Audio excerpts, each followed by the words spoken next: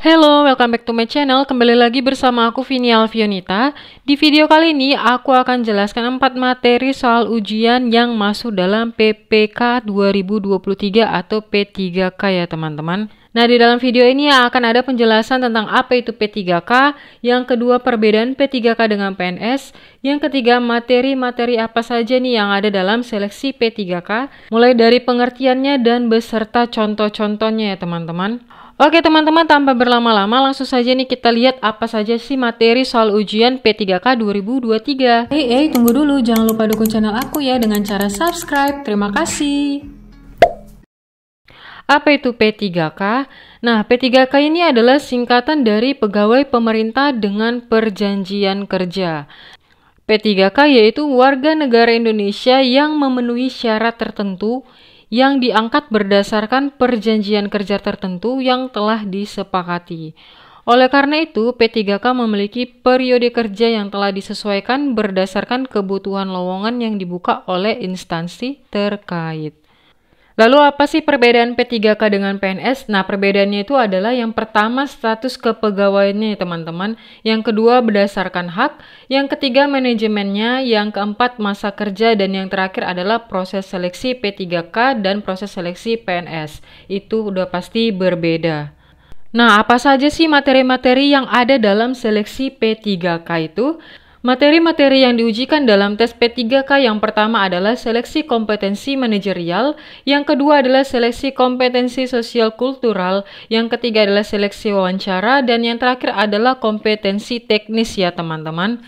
Jadi nanti di dalam seleksi kompetensi manajerial ini akan ada 25 soal, jawaban yang bernilai dari 1 sampai dengan 4 ya teman-teman. Tapi kalau misalnya salah jawaban tersebut atau tidak diisi, itu nilainya akan 0. Begitu juga dengan kompetensi sosial kultural, itu akan disediakan 20 soal. Dan untuk seleksi wawancara ini akan dikasih waktu 10 menit, durasi berlangsung 40 menit bagi peserta yang umum. Dan terakhir adalah kompetensi teknis. Nah, kompetensi teknis ini mengandung 90 butir soal ya teman-teman. Setiap jawaban yang benar akan dapat 5 poin. Jika salah atau tidak diisi akan mendapatkan 0 poin gitu ya teman-teman. Untuk kompetensi teknis dan sosial kultural ini itu sama 1 sampai dengan 5 jawaban. Jadi untuk seleksi kompetensi manajerial, sosial kultural, dan kompetensi teknis ini akan dikasih waktu sebanyak 120 menit ya teman-teman. Oke, next kita lihat dulu pengertian dari seleksi kompetensi manajerial ini ya. Nah, seleksi kompetensi manajerial, tujuan dari seleksi ini adalah untuk menilai masing-masing peserta dalam penguasaan pengetahuan, keterampilan, dan sikap serta perilaku dalam berorganisasi. Jadi ada beberapa hal-hal yang akan masuk dalam kompetensi manajerial. Apa saja itu teman-teman? Yang pertama adalah integritas. Integritas ini terdiri dari jujur, peduli, mandiri, disiplin, tanggung jawab, kerja keras, sederhana, berani, dan juga adil. Yang kedua adanya kerjasama. Yang ketiga adanya komunikasi. Yang keempat orientasi pada hasil. Yang kelima pelayanan publik. Yang keenam pengembangan diri dan orang lain. Yang ketujuh mengelola perubahan. Yang kedelapan adalah pengambilan keputusan. Jadi di dalam soal kompetensi manajerial ada termasuk yang ke-8 ini ya teman-teman. Nah, sekarang kita masuk untuk ke contoh soal seleksi kompetensi manajerialnya ya. Soal yang pertama, Anda adalah seorang petugas layanan kependudukan. Ketika Anda sedang melayani masyarakat, tiba-tiba Anda merasa pusing dan tidak fokus sehingga mengakibatkan kesalahan pemberian instruksi. Karena tidak terima, masyarakat tersebut marah-marah dan merasa sangat tidak puas. Maka apa yang akan Anda lakukan? Kita lihat untuk pilihannya. Yang A mencoba mendengar keluh kesahnya dan meminta maaf. Yang B meminta maaf dan menyampaikan kondisi Anda yang sebenarnya. Yang C meminta maaf dan minta tolong kepada rekan Anda untuk meneruskan. Yang D mencoba menyelesaikan permasalahan tersebut dengan maksimal meskipun dalam kondisi yang tidak prima. Nah teman-teman boleh jawab nih, saya kasih waktu ya.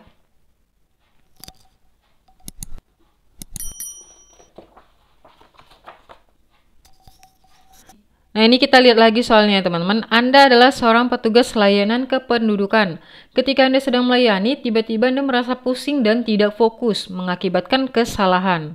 Karena tidak terima, masyarakat tersebut marah-marah dan merasa tidak puas. Maka apa yang kita akan lakukan?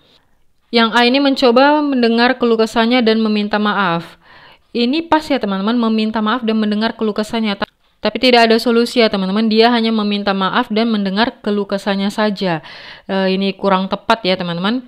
Yang B meminta maaf dan menyampaikan kondisi Anda yang sebenarnya. Ini juga kurang tepat. Meminta maafnya sudah pas, cuman menyampaikan kondisi Anda yang sebenarnya itu kurang pas ya teman-teman. Yang C meminta maaf dan meminta tolong kepada rekan Anda untuk meneruskan. Nah, ini kita simpan. Yang D mencoba menyelesaikan permasalahan tersebut dengan maksimal meskipun dalam kondisi tidak prima. Ini juga kurang tepat ya teman-teman. Karena di pernyataannya ini Anda sudah merasa pusing dan tidak fokus sehingga mengakibatkan kesalahan pemberian instruksi. Nah, gimana cara menyelesaikan permasalahan tersebut dengan maksimal meskipun dalam kondisi tidak prima? Nanti akan semakin kacau gitu ya teman-teman. Yang ini kurang tepat. Jadi jawaban yang paling tepat itu adalah yang C ya teman-teman. Nah, untuk soal ini berkaitan dengan pelayanan publik ya. Sesuai dengan kode etik dan nilai-nilai dasar. Ini kita harus memberikan pelayanan publik yang jujur, tanggap, cepat, tepat, akurat, dan juga santun. Tapi yang paling realistis di sini adalah karena kita mengutamakan sopan santun ya teman-teman, dengan kita meminta maaf dan kemudian kita meminta tolong nih kepada rekan kerja kita agar pelayanan tersebut diberikan optimal kepada masyarakat tersebut gitu ya teman-teman. Jadi untuk poin C ini adalah poinnya nomor 4. Untuk yang A poinnya nomor 1, untuk yang B poinnya nomor 2. Untuk yang D poinnya adalah 3, gitu ya. Next kita lanjut untuk contoh soal kompetensi yang kedua, kompetensi manajerial. Saat ini Anda sedang bekerja di proyek pembangunan jalan tol di Serang Panimbang. Suatu ketika, pelaksanaan pembangunan jalan tol terlambat karena adanya kesalahan-kesalahan sepele yang selama ini sudah Anda wanti-wanti.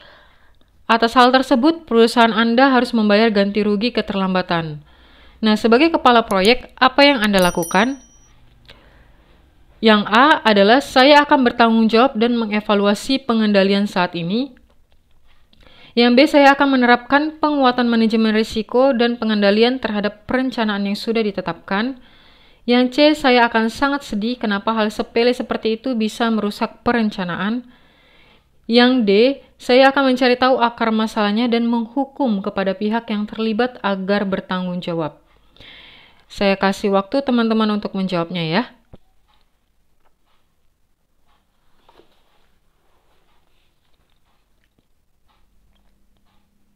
Oke, kita akan bahas. Nah, kita bekerja di proyek pembangunan jalan tol di Serang Panimbang. Suatu ketika pelaksanaan jalan tol tersebut terlambat nih teman-teman karena ada kesalahan-kesalahan sepele yang sudah kita wanti-wanti sebelumnya. Nah, perusahaan kita itu harus membayar ganti rugi untuk keterlambatan tersebut. Sebagai kepala proyek, apa yang harus kita lakukan? Untuk poin A, saya akan bertanggung jawab dan mengevaluasi pengendalian saat ini. Nah, ini tepat ya teman-teman, tapi kita lihat dulu untuk pilihan di bawahnya. Untuk yang B, saya akan menerapkan penguatan manajemen risiko dan pengendalian terhadap perencanaan yang sudah ditetapkan. Menerapkan penguatan manajemen risiko. Ini kita simpan. Yang C, saya akan sangat sedih. Kenapa hal sepele seperti itu bisa merusak perencanaan? Ini kurang tepat ya teman-teman. Saya akan sangat sedih kenapa hal sepele tersebut. Ya maksudnya, kenapa hal yang selama ini dia wanti-wanti itu bisa terjadi, berarti dia sudah memikirkan kalau itu bakal terjadi. Nah, seharusnya sebelum itu terjadi, dia harusnya punya plan supaya itu agar kesalahan-kesalahan sepele itu tidak terjadi gitu ya teman-teman. Ini kurang tepat. Yang D, saya akan mencari tahu akar masalahnya dan menghukum kepada pihak yang terlibat agar bertanggung jawab. Ini juga kurang tepat ya teman-teman. Mencari tahu akar masalahnya ini pas, cuman kalau menghukum kepada pihak yang terlibat ini kurang tepat. Yang D kurang tepat. Nah, dari pilihan A dan B ini, poin yang paling tinggi itu adalah yang A ya teman-teman. Saya akan bertanggung jawab dan mengevaluasi pengendalian saat ini. Jadi tujuan dari soal ini untuk mengetahui sikap kita nih teman-teman ketika rencana yang telah kita buat tidak berjalan sesuai rencana.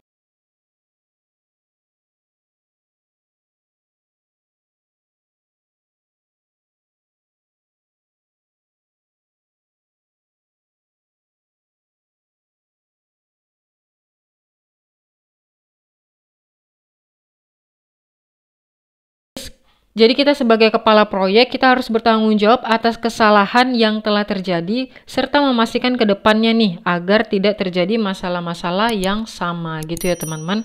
Jadi ini termasuk dalam integritas atau tanggung jawab ya. Next, kita lanjut untuk pembahasan dalam seleksi kompetensi sosial kultural ya teman-teman.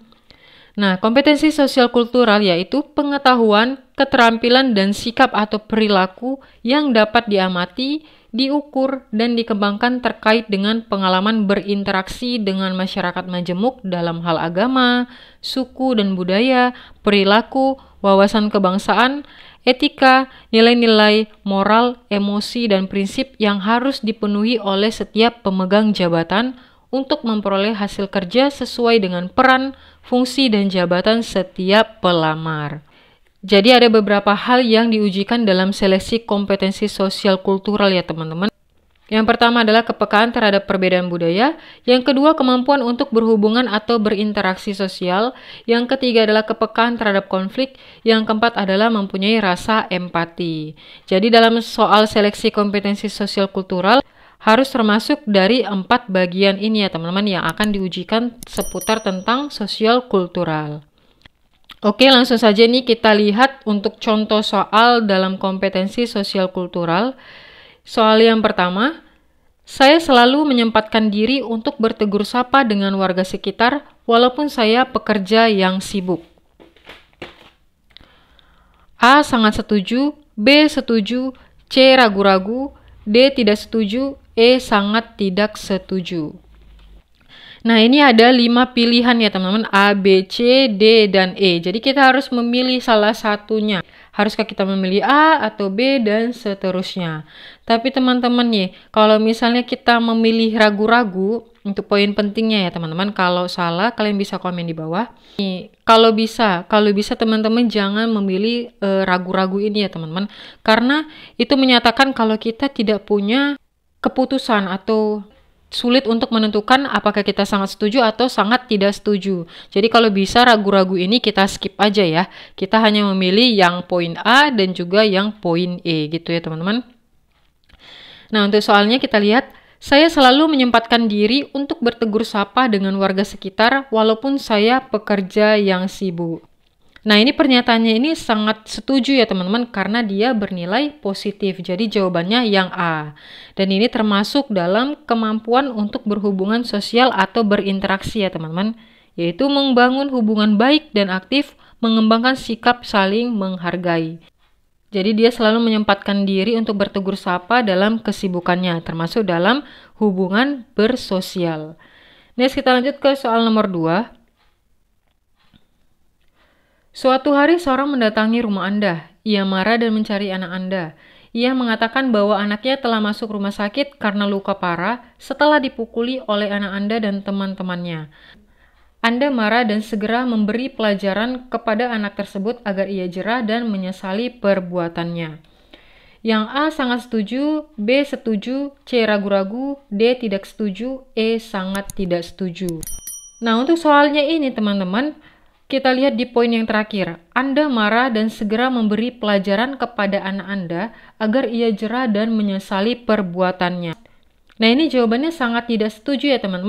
Karena dia bernilai negatif. Jadi ini akan menimbulkan konflik ya teman-teman atau kepekaan terhadap konflik.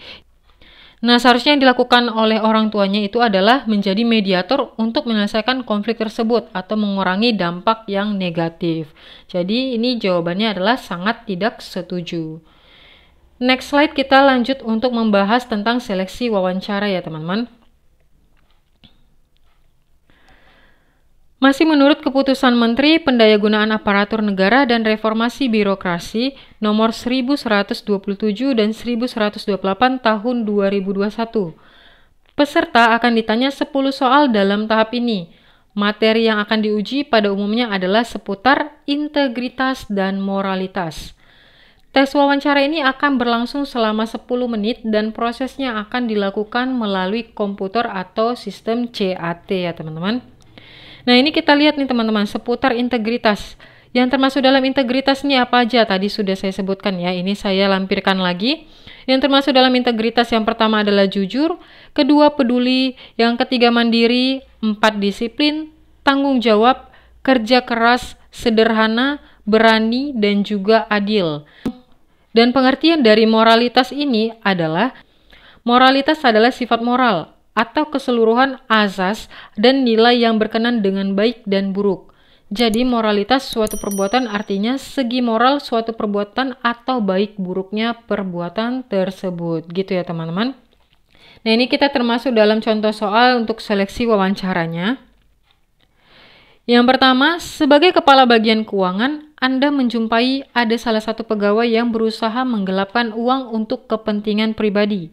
Sebenarnya Anda sudah tahu siapa yang melakukannya, maka sikap Anda, yang A langsung memanggil pegawai yang bersangkutan untuk dimintai keterangan, yang B marah-marah kepada pegawai yang bersangkutan, yang C mengirimkan surat peringatan kepada pegawai yang bersangkutan, yang D mengadakan rapat, mendiskusikannya, kemudian baru memproses bagaimana tindakan yang akan dilakukan pada pegawai yang bersangkutan. Jadi kita lihat nih teman-teman lagi soalnya ya. Sebagai kepala bagian keuangan, Anda menjumpai salah satu pegawai yang berusaha menggelapkan uang untuk kepentingan pribadi. Tetapi Anda sudah tahu nih apa yang dilakukan karyawan tersebut. Maka sikap Anda adalah langsung memanggil pegawai tersebut dan dimintai keterangan. Ini kita simpan. Yang B marah-marah kepada pegawai yang bersangkutan. Ini kurang tepat ya teman-teman. Yang C mengirimkan surat peringatan kepada pegawai yang bersangkutan, ini juga kurang tepat. Yang D mengadakan rapat, mendiskusikannya, kemudian baru memproses bagaimana tindakan yang akan dilakukan. Ini juga kurang tepat ya teman-teman. Nah karena kita sudah tahu, kita langsung aja nih teman-teman panggil pegawai tersebut dan kita minta keterangan secara 4 mata. Jadi kita tidak melibatkan orang lain dulu, jadi kita tahu dulu dari orang tersebut, kemudian kita buat keputusan mendiskusikannya, dan kita akan buat keputusan apakah kita akan lanjutkan dia apa tidak gitu ya teman-teman. Jadi untuk jawaban yang poin A ini adalah yang paling tinggi. Untuk yang A poinnya 4, yang B poinnya 1, yang C poinnya 2, dan yang D poinnya adalah 3 gitu ya teman-teman. Next kita lanjut ke contoh soal seleksi yang kedua, wawancara. Anda pulang kantor pukul 17.00. Sebelum sampai ke rumah, Anda mampir ke rumah salah satu sahabat untuk mengunjunginya karena ia baru saja keluar dari rumah sakit. Baru sekitar 15 menit berkunjung, tiba-tiba salah satu rekan kerja di kantor menelpon. Ia meminta bantuan Anda mengecek proposal yang tadi terlewat belum dicek. Nah, sikap Anda, A meminta agar dicek besok saja karena sudah lewat jam kantor. Ini tepat ya teman-teman. Yang B langsung menuju kantor. Ini kurang tepat karena itu sudah jam pulang kantor ya teman-teman. Yang B ini kurang tepat. Yang C akan segera kembali ke kantor setelah kunjungan ke rumah teman Anda selesai. Ini kurang tepat. Yang D tidak peduli karena bukan urusan Anda. Ini juga kurang tepat. D ini mendapatkan poin nilai 1. Yang C ini dapat poin nilai 3. Yang B dapat poin nilai 2. Nah kenapa nggak yang B sama yang C? Karena kan ini sudah lewat jam pulang kantor ya teman-teman. Jadi lebih baik itu dicek besok saja karena sudah lewat jam. Next kita lanjut untuk slide terakhir yaitu kompetensi teknis. Nah materi yang diujikan dalam kompetensi teknis bertujuan untuk menguji penguasaan pada bidang ilmu pengetahuan, keterampilan, sikap dan perilaku yang diamati, diukur serta dikembangkan. Dalam tes kemampuan teknis, soal atau pertanyaannya akan disesuaikan untuk masing-masing jabatan yang dilamar oleh peserta. Contoh, materi yang didapatkan oleh pelamar di guru pada bidang tertentu akan berbeda dengan peserta yang melamar ke bagian pustakawan. Nah, kompetensi teknis ini umumnya diperlukan dalam berbagai profesi teknis meliputi kemampuan pemrograman komputer, desain arsitektur, perancangan sistem, pengelolaan jaringan komputer, dan pemeliharaan peralatan elektronik. Selain itu, kompetensi teknis juga dapat meliputi kemampuan untuk mengumpulkan dan menganalisis data, menyelesaikan masalah teknis, serta memahami dan menerapkan prinsip-prinsip teknis yang relevan. Jadi untuk soal manajerial, kultural, dan wawancara ini, itu bisa masuk ke dalam soal TKP ya teman-teman, lebih ke tes karakteristik pribadi ya teman-teman. Sedangkan kompetensi teknis ini itu lebih kepada bidang yang kita minati atau bidang yang kita lamar nih teman-teman. Oke teman-teman, segitu aja untuk pembahasan materi ujian P3K tahun 2023. Kalau misalnya ada salah perkataan, aku mohon maaf dan kalian bisa komen di bawah. Dan ya segitu aja. Kalau kalian suka silakan like. Kalau ada pertanyaan, ide, tanggapan, atau saran, silakan komen di bawah ya. Dan jangan lupa dukung channel aku dengan cara subscribe agar aku semakin bersemangat lagi untuk membuat video terbaru lainnya. Dan bagi yang udah subscribe, aku ucapkan terima kasih banyak. Sampai jumpa di next video. Bye-bye.